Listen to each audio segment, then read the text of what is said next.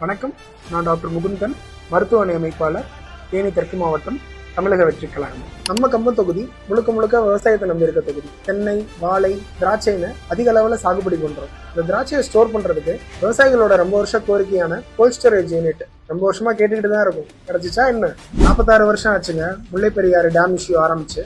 Supreme கோர்ட்டே நம்மளுக்கு ஃபேவரா rule பண்ணியும் இன்னும் தீர்வு காண முடியல. நம்ம விவசாயிகள் இன்னும் கஷ்டப்பட்டுக்கிட்டு தான் இருக்காங்க. 2 நாளைக்கு ஒரு தடவை நம்மளுக்கு கிடைச்சிட்டு இருந்த குடிநீர் விநியோகம் இப்ப 7 நாளைக்கு ஒரு முறையும் 10 நாளைக்கு ஒரு முறையும் கிடைச்சிட்டு இருக்கு. நம்ம அத்தியாவசிய தேவைக்கான குடிநீரும் நம்ம விவசாயத்துக்கு தேவையான நீருமே கிடைக்காத பட்சத்துல லோயர் கேம்ப்ல இருந்து மதுரை சிட்டிக்கு குடிநீர் விநியோக திட்டம் என்னங்க இது?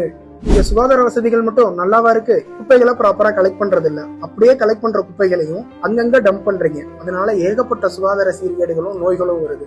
இதனால வர்ற நோய்கள் எல்லாம் குணப்படுத்தலாம்னு கம்ப அரசு மருத்துவமனைக்கு போனா அங்க போதுமான வசதிகளும் இல்ல, போதுமான மருத்துவர்களும் இல்ல.